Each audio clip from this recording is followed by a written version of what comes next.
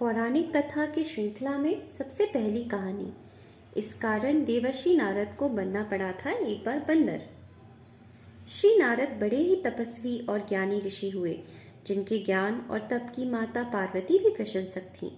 तभी एक दिन माता पार्वती शिव से नारद मुनि के ज्ञान की तारीफ करने लगी। शिव ने पार्वती जी को बताया कि नारद बड़े ही ज्ञानी हैं, लेकिन किसी भी चीज का अहंकार अच्छा नहीं होता है। एक बार नारद को इसी अहंकार के कारण बंदर बनना पड़ा था। यह सुनकर माता पार्वती को बहुत आश्चर्य हुआ। उन्होंने शिव भगवान से पूरा कारण जानना चाहा। तब श्री शिव ने बतलाया, इस संसार में कोई कितना ही बड़ा ज्ञानी हो, लेकिन श्री हरि जो चाहते हैं वो उसे बनना ही पड़ता है। नारद को एक बार अपने इसी तप और बुद्धि का अहंकार हो गया था। इसीलिए नारद को सबक सिखाने के लिए श्री विष्णु को एक युक्ति सूझी। हिमालय पर्वत में एक बड़ी पवित्र गुफा थी। उस गुफा के निकट ही गंगा जी बहती थी। वह परम पवित्र गुफा नारद जी को अत्यंत सुहावनी लगी। वहां पर के पर्वत, नदी और वन को देखकर उनके हृदय में श्री हरि विष्णु की भक्ति अत्यंत बलवती हो उठी और वे वहीं बैठकर तपस्या में लीन हो गए। नारद मुनि की इस तपस्या से देवराज इंद्र भयभीत हो गए कि कहीं देवर्षि नारद अपने तप के बल से उनका स्वर्ग नहीं छीन लेंगे। इंद्र ने नारद की तपस्या भंग करने के लिए कामदेव को उनके पास भेज दिया। वहां पहुंचकर कामदेव ने अपनी माया से वसंत ऋतु को उत्पन्न कर दिया। पेड़ और पत्ते पर रंग बिरंगे फूल खिल गए, कोयलें कूकने लगी और भौरे गुंजार करने लगे। कामाग्नि को भड़काने वाली शीतल मंद सुगंध सुहावनी हवा चलने लगी। रंभा आदि अप्सराएं नाचने लगी। किंतु कामदेव की किसी भी माया का नारद मुनि पर कुछ भी प्रभाव नहीं पड़ा।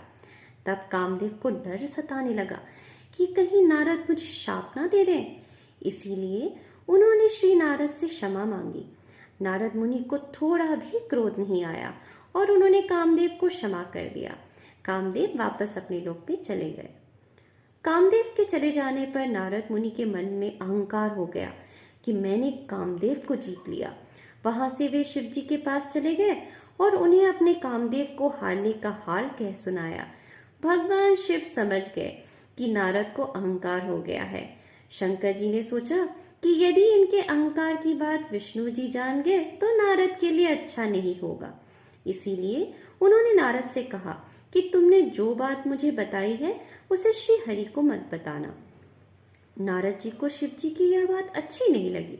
उन्होंने सोचा कि आज तो मैंने कामदेव को हराया है और ये भी किसी को नहीं बताऊं। नारद जी क्षीरसागर पहुंचे गए और शिव जी के मना करने के बाद भी सारी कथा उन्हें सुना दी। भगवान विष्णु समझ गए कि आज तो नारद को अहंकार ने घेर लिया है। अपने भक्त के अहंकार को वे सह नहीं पाते। इसीलिए उन्होंने अपने मन में सोचा कि ऐसा उपाय करूंगा कि नारद का घमंड भी दूर हो जाए और मेरी लीला भी चलती रहे। नारद जी जब श्री विष्णु से विदा होकर चले तो उनका अभिमान और भी बढ़ गया। इधर श्री हरि ने अपनी माया से नारद जी के रास्ते में एक बड़े ही सुंदर नगर को बना दिया। उस नगर में शीलनिधि नाम का वैभवशाली राजा रहता था। उस राजा की विश्वमोहिनी नाम की बहुत ही सुंदर बेटी थी, जिसके रूप को देखकर लक्ष्मी भी मोहित हो जाए।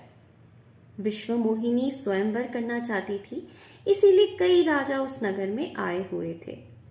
नारद जी उस नगर के राजा के यहाँ पहुंचे तो राजा ने उनका पूजन करके उन्हें आसन पर बैठाया। फिर उनसे अपनी कन्या की हस्तरेखा देखकर उसके गुण दोष बताने के लिए कहा। उस कन्या के रूप को देखकर नारद मुनि वैराग्य भूल गए और उसे देखते ही रह गए। उस कन्या की हस्तरेखा बता रही थी कि उसके साथ जो विवाह करेगा वह अमर हो जाएगा। उसे संसार में कोई भी जीत नहीं सकेगा और संसार के समस्त जीव उसकी सेवा करेंगे। यह बात नारद मुनि ने राजा को नहीं बताई और राजा को उन्होंने अपनी ओर से बनाकर कुछ और अच्छी बातें कह दी। जब नारद जी ने सोचा कि कुछ ऐसा उपाय करना चाहिए कि यह कन्या मुझसे ही विवाह करे, ऐसा सोचकर नारद जी ने श्री हरि को याद किया और भगवान विष्णु उनके सामने प्रकट हो गए। नारद जी ने उन्हें सारी बात बताई और कहने लगे, हे नाथ, आप मुझे अपना सुंदर रूप दे दो ताकि मैं उस कन्या से विवाह कर सकूं। भगवान हरि ने कहा, हे नारद, हम वही करेंगे जिसमें तुम्हारी भलाई हो। यह सारी विष्णु जी की ही माया थी।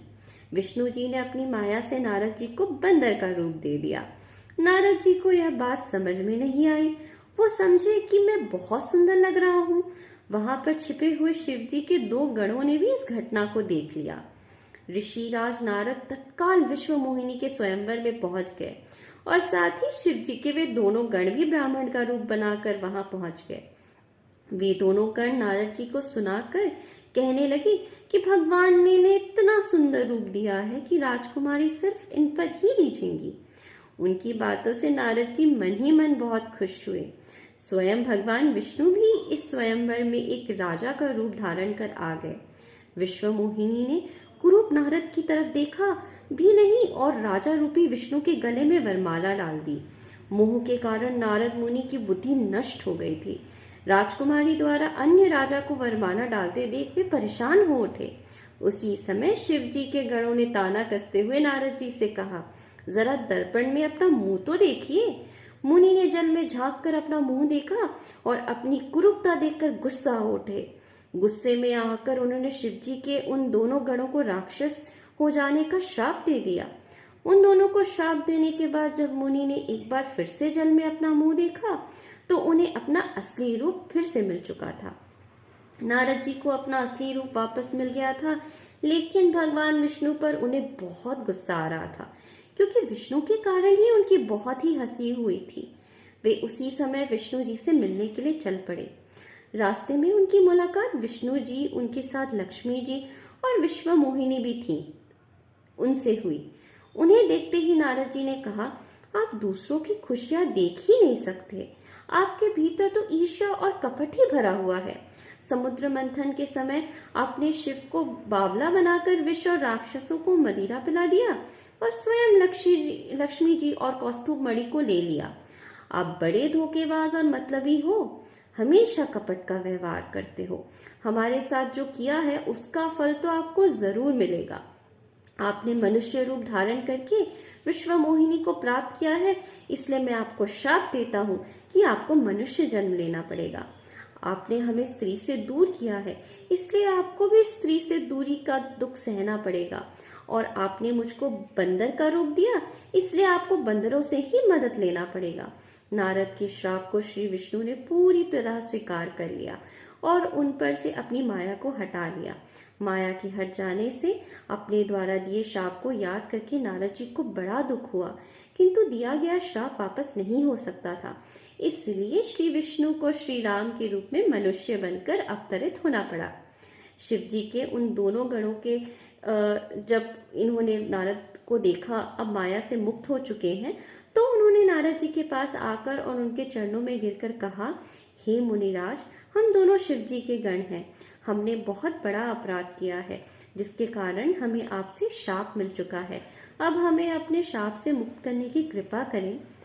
नारद जी बोले, मेरा श्राप झूठा नहीं हो सकता, इसलिए तुम दोनों रावण और कुंभकर्ण के रूप में महान ऐश्वर्यशाली बलवान तथा तेजवान राक्षस बनोगे और अपनी भुजाओं के बल से पूरे विश्व पर विजय प्राप्त करोगे। उसी समय भगवान विष्णु राम के रूप में मनुष्य शरीर धारण करेंगे।